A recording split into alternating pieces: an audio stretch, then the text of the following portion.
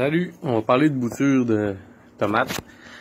Si mettons vous faites des plants puis les plants sont trop grais parce que vous les avez plantés trop tôt, ou que mettons vous décideriez de vous planter seulement un plant très tôt, puis faire des boutures des plants de tomates pour avoir plusieurs plants. Si vous avez un plant qui est étiolé, vous avez planté trop tôt ou quelque chose de même, ben c'est vraiment pas dur là. On va parler du plant de tomate en tant que tel. Ici, si on regarde, ça c'est une feuille. Ça c'est des feuilles, c'est toutes des feuilles. Ici, à la jonction de la feuille, ça c'est une branche secondaire qui va se créer. Il y en a qui appellent ça des gourmands. Moi, j'appelle ça une branche secondaire parce que c'est une branche qui va faire éventuellement des fleurs et des fruits. Si on prélève, là c'est vraiment petit là, parce que mes plants sont pas gros là, mais si on prélève les branches secondaires ou ici la tête au complet du plant, en faisant une bouture, ça va faire un plant qui est un clone de la plante, qui va avoir la même âge que la plante qui a été plantée, qui va fructuer probablement plus rapidement.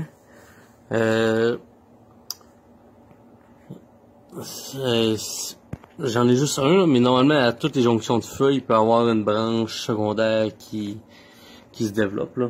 Vu que j'en ai pas comme lui, il y en a une qui se développe comme à la jonction ici, une à la jonction de l'autre, il y en a une ici, une ici. C'est sûr que là mes plants sont vraiment pas gros là, mais ça donne une idée. Fait que c'est ces branches là qu'on va prélever pour faire une bouture. J'ai des plants plus gros là, mais c'est pas autant évident. C'est comme ici. Ça c'est une branche secondaire qui s'est créée. Puis ils vont en faire d'autres un peu partout. Ici, s'en crée une.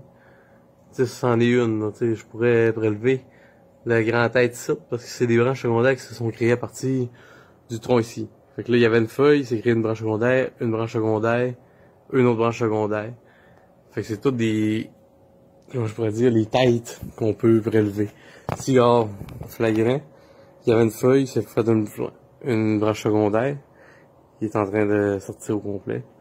Si la même affaire, il y avait une feuille, une autre branche secondaire, ça on pourrait prélever ça.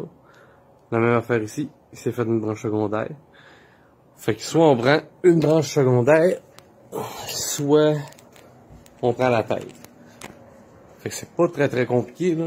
Je vais prendre lui sur mon plan qu'il faut que je taille, que j'ai pas taillé encore. On prend un couteau, désinfecté. On coupe notre branche secondaire. La branche secondaire est coupée.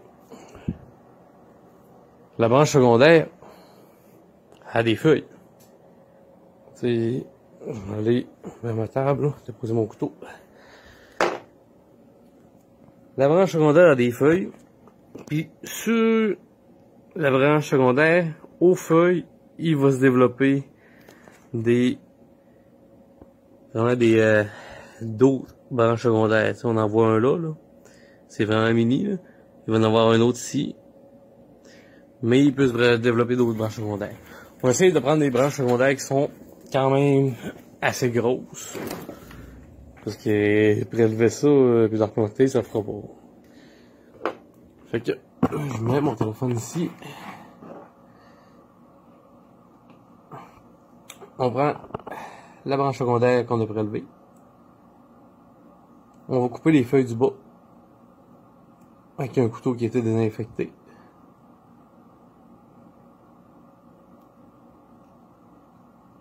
Comme ça.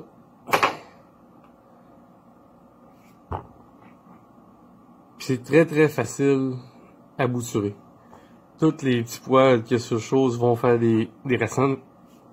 Fait que c'est vraiment facile. Ce qu'on fait, c'est on prend un crayon, quelque chose, on fait un trou dans notre terreau. On rentre notre branche jusqu'aux feuilles.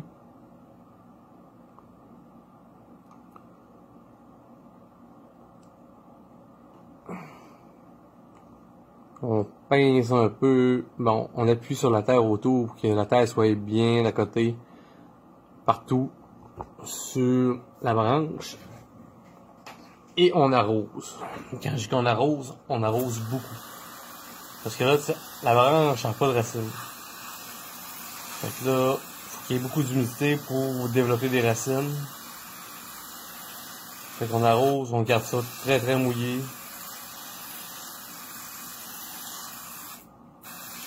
Ça, vu que ça se fait très très bien, là.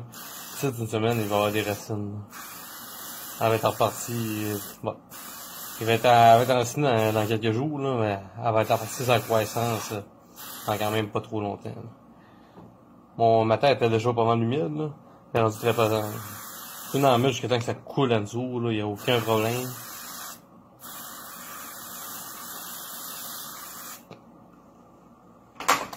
La bouture est faite. Pas besoin d'hormones, pas besoin de rien. C'est une plante qui se bouture très très facilement. C'est sûr que si vous avez des hormones en gel, en poudre numéro 1, vous pouvez toujours en mettre, mais les tomates n'ont pas de besoin. Ça, ben, c'est un enracineur. Si vous en mettez, ça va l'aider à produire ses racines, à se développer un meilleur système racinaire. Mais, comme je dis, c'est vraiment facile à bouturer. Fait que on pourrait le laisser de même, il se bouture, elle va faire des racines, elle va se bouturer, elle va commencer à pousser. Puis c'est une plante qui a l'âge du genre 20 au mois de novembre. Fait que elle va produire plus vite que si on plante à partir de graines. Si vous voulez l'aider, même si on peut le rester de même, un dôme, c'est une bouteille de Pepsi qui traîne sur ma table. Mais un petit dôme, ça peut pas y faire de tort. On met le bouchon, on peut le laisser 2-3 jours, après ça on enlève le bouchon, puis après ça, au bout d'une semaine, tu l'enlèves. Même si, normalement, il y en a vraiment pas besoin. La bouture est faite. Ça c'est une branche, mais on peut prendre la tête du plant.